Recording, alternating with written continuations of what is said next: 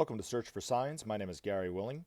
If this information interests you, please press the like and subscribe button and press the bell for notifications. Well, good afternoon or whatever it happens to be for you. It happens to be June the 8th. And I hope you're having a great day. Now, if you have a question, and I do have some questions or comments really to go through today. If you have a question, you can always post that question as a comment, and I do recommend posting it as in the most recent video. Or you can just email me directly at searchforsigns@mail.com. So pretty much everything about Maitreya and the Masters of Wisdom, except for my opinion about what somebody else is saying about such and such. That would be great. All right. So with all the time that I've been answering people's questions over the past few months, my good friend from Iraq, Abdullah, asked this wonderfully simple question that really got me thinking. And this is the simple question. Do you have a page on Facebook? And when I read that, I started thinking, no, I really don't. So other people started replying back and forth about how I should put one up. And in the process of them replying to that, I actually created a Facebook page. Probably took about 2.5 minutes, really. I mean, there's not much to it right now, but I at least have a Facebook page up. And the link is in the description, So, maybe, possibly, I don't know, maybe I'll use it. Maybe it'll be something that we can, communicate back and forth if we want in between videos or whatever like that. I do have a Twitter account. I don't hardly ever use it because I don't like Twitter, and I have an Instagram account, but I don't do much with either. But Abdullah, thank you so much from the bottom of my heart for that feedback. I definitely took it to heart. All right. Now, next question or comment-ish comes from Zen. All right. Now I was going to say this too, because after reading this, I realized I thought I had answered a question from this person, Zen, a few videos ago, and when I went and listened to it, I actually referred to Zen as a he, and Zen happens to be a she, so I'm sorry I mislabeled your gender, Zen. But it's hard to tell with some of these names, like Ferret Kung Fu. I mean, is that a man or a woman? It's still a cool name, but All right. I wonder why none of the masters are of a female physical form. As a soul with a female form, myself, in this life, I have found that interesting and wonder what the reason may be. I did talk about this a few videos back, but I don't mind, talking about it again, simply because of the fact that people keep bringing it up. So, let's talk about it. None of the masters on this planet at this time, just at this time, Zen, are in female bodies. And there's an energetic reason for it. It's not a slight against women. It's not because they're misogynist pigs. There aren't too many masters out there, just a few dozen. But yet there's, 6.5, almost 7 billion people now. Now, the humanity makes up one great center in the body of God, of this planet, which is the intelligence center. The center of intelligence is known. And the masters, which is a much, much tinier group, that's just a fraction of a fraction of a fraction of a fraction, really, because, like I said, it's just a few dozen of them on this planet, make up the love nature of God. But everything in life is energy. And everything in energy needs to be stepped down in order for the lower levels to use the higher energies. So these masters are stepping down energy all the time. Now, it just happens to rate at this moment in time be easier for them to step these energies down if they were in a male body, because the male body is an energetic and the female body are basically energetic poles. They could do it if they were female; it would just be more difficult for them to do. So, but it's easier for them just to be in male bodies at this time. Now, that's just a temporary thing, Zen, that it will eventually change, and then eventually more and more of these masters will be female. It'll start a few hundred years from now with the master who was the Madonna. Mary, the mother of Jesus, is a great master in the hierarchy of masters here on this planet, is one of the teachers on the inner planes, is not one of the masters that will be introduced right away once Maitreya comes out. But when this master takes incarnation, will be the first of all these masters to take a female body. And then after that, more and more of these masters will take female bodies to where eventually it will be almost 50-50 from what Benjamin Creme said. So In other planets, there are probably many female masters, on each planet or whatever. But this planet, it just because there's so few of them, they need to take on male bodies. Now, in nearly every one of my videos, I read from Benjamin Creme's master's article, one of his articles, and he refers to humanity as men. Now, it's not a slight against women. Okay, so again, all is energy, right? These masters see humanity as the sons of mind. We develop through the process and the use of faculty of our mind. It's a more difficult path than the other path, which is a parallel path to what the sons of mind. It's the daughters of feeling. And who those are those are the divas or the angelic evolution. So now a quick note, when people say that angels save them from accidents, it's not the divas that are doing it, it's the masters that are just being called angels. But there is a evolution that's parallel to humanity called the divic evolution. And they evolve through the feeling apparatus of what it's like to be right now. Now, there are subhuman divas, and they make it all the way up to the human level. And of course, there's the various gradations of those, right? So they're not just all at the same level. They're just like humanity. I mean, there's different levels of humanity right now, manifesting their divinity on their own level. And then there are superhuman divas, like maybe about the level of one of the masters, and then there's archangels and so forth, which are even above the masters, maybe on the level of Maitreya or something like that, a Buddha. And then there are great divas that ensoul planets, ensoul solar systems, ensoul galaxies itself. Now, any one of these divas, which are the great builders, they can hold anything, they have to hold everything together that we build. So they do respond to human thought, for one thing. So if humanity gets out of whack, let's say a country attacks another country, they go out of equilibrium, which causes the weather to go haywire. Now, that's one example. But, anything from a table to a computer to a chair to a car to a tree, they're all being held together by a diva. But they don't really associate or communicate with us. It's just they respond to our thought. But if they were to turn their attention, and this is anything from a diva that creates a table to a subhuman diva to a great diva that ensouls a planet or so forth. But if they turn their attention for a millisecond, that creation would disappear. And so that's their job. That's what they do. They uphold matter in whatever aspect it is. And so the one in whom we have our being, as Paul once wrote in the Bible, is a great diva that ensouls this planet. Our whole life, all the known history and unknown history of this planet and this world is all within the mind of this great diva. It's a part of his creation, or her creation. And if this diva turned its attention, this logos turned its attention for just a little bit, we would all go into nothing just that quickly. So thankfully, the logos of this planet doesn't have ADD, it's not sucking down Mountain Dews and drinking Red Bulls and eating Butterfingers all day. So it's obviously has a tremendous amount of focus because we're still here, for now at least, right? And then, so anyway, so hopefully that helps. But in the future, like I said, more and more of these masters will be female, but when you see Maitreya, you'll see also someone who, supports women just as like he loves women just as much as he loves men. So it's all our hang-ups, really, I guess is a way of saying it. But the other thing too is a little historical side note is Jesus and John the Baptist were really the first known feminists because they were a part of a very, very tiny cult called the Essenes.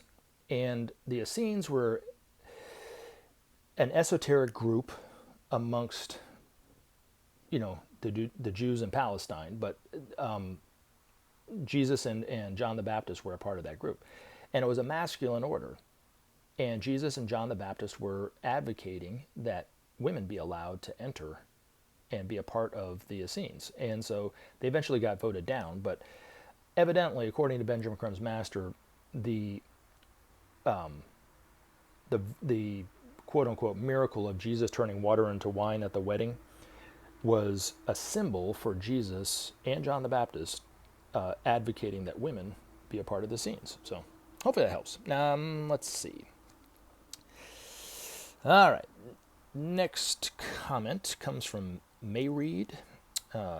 Quote, a wicked and adulterous generations ask for signs, but none will be given it except the sign of the prophet Jonah. Matthew 12. Well, I'm just guessing that this person put that in there because the name of my YouTube channel is Search for Signs. And of course, they're saying that those aren't the real signs. But the signs that we talk about in this channel, Mayreed, are signs that have been going on for decades. And they happen not only in the Christian community, but they've happened to Muslims, Hindus, people of the Jewish faith, people of no faith.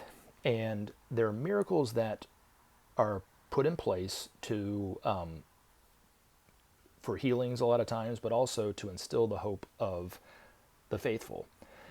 So when Christians see weeping, or Catholics see weeping icons, for instance, it gives them a sense of hope. When they see crosses of light that miraculously appear in windows that have been there for ages, and all of a sudden, whoop, these crosses appear in the windows like I've seen and people have had all over the world, it gives them hope, you know. That's why they're doing it, you know, for healing and for hope. It's for us. It's not that they have to do anything, but that one particular biblical verse that you quoted, you know, it's kind of, to me, it's kind of a stretch that you're kind of cramming it into what we're talking about here. But because if you really read a little bit before and a little bit after, I think it more has to, I think it really, I mean, the way I interpret it, you know, we all have our own interpretations of the Bible, right? But it has to do with the Pharisees were deathly afraid of Jesus being the Messiah. They had heard rumors that he was the Messiah. They had heard rumors that he had been healing people and performing miracles and so forth. And they probably already had plans in place to basically get rid of him. And they went there to try and trick him. And they demanded proof from him. And he wouldn't give it to them.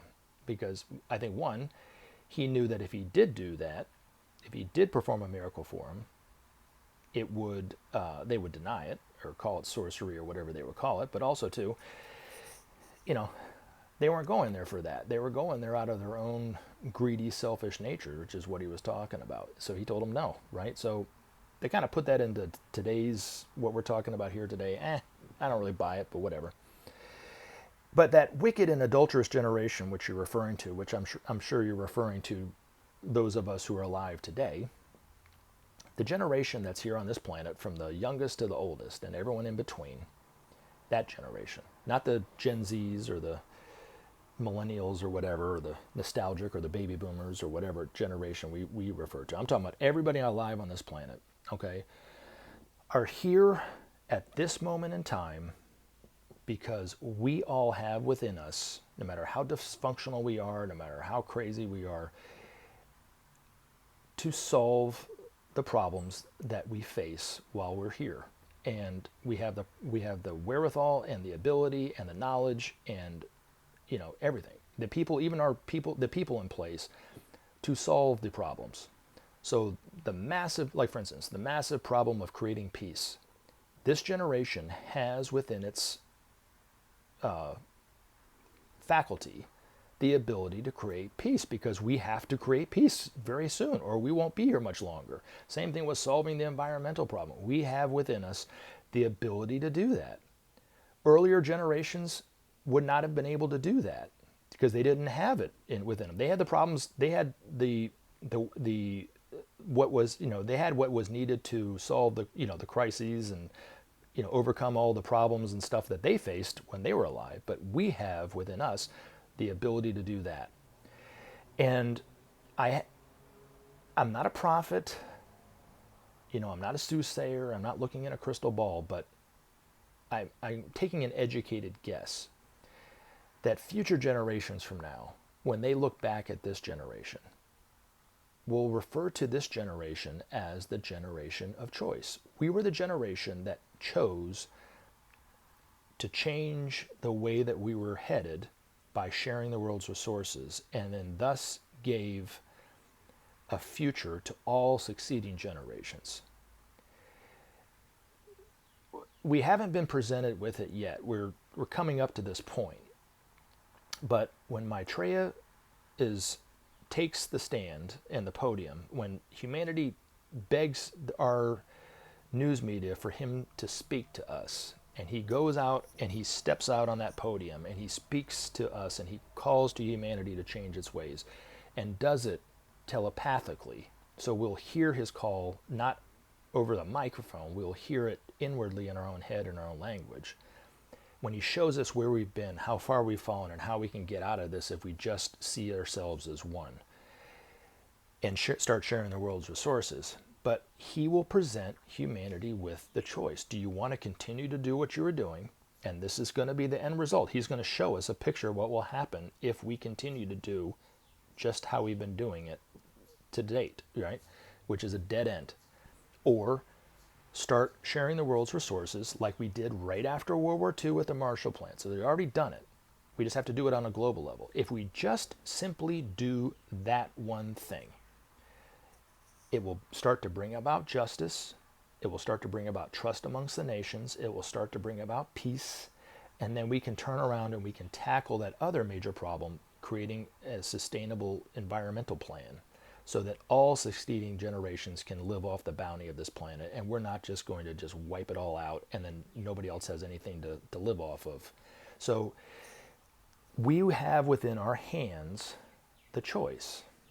So as effed up as we are, and believe me, I'm including myself in that too, we are all here now because we are the generation that will make the choice.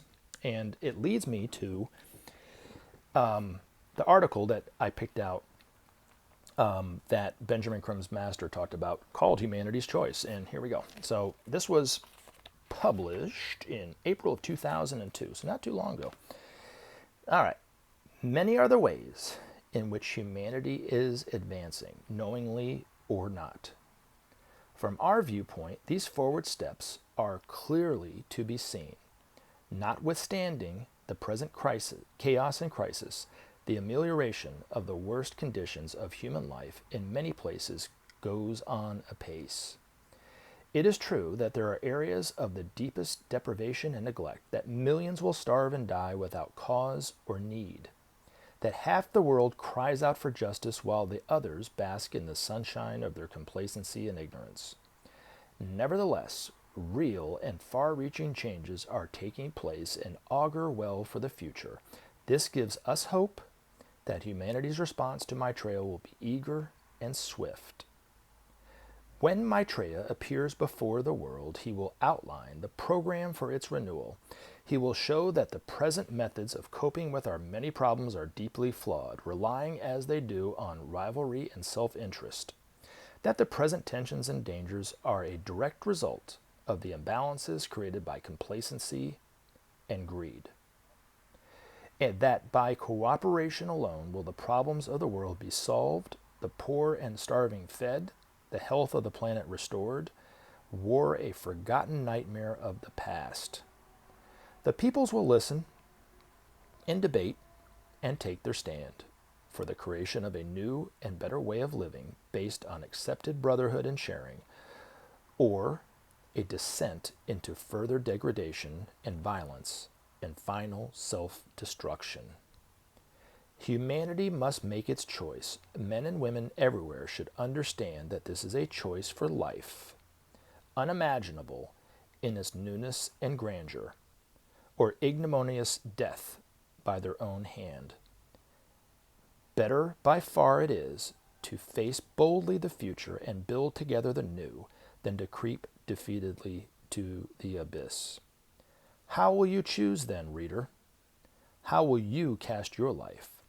Will you stand with Maitreya and his call for justice and freedom, for a world remade by sharing in love? Will you come to know your divinity and that of your brothers, your path to the stars, a reality before you?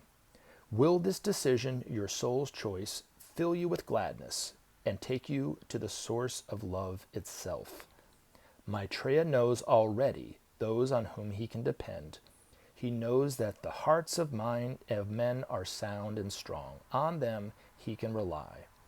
He knows that his army is ready for the good fight, for the common good. That the men and women of goodwill everywhere are sensing his presence and responding to the world's need. He has no fear that the men and women of today will miss their destined opportunity to cast their vote, their choice for the general good. Fearless, they are ready for the future and longing to serve. Remember to take action and help SOP save our planet. Thanks for listening, and we look forward to talking to you again in future videos.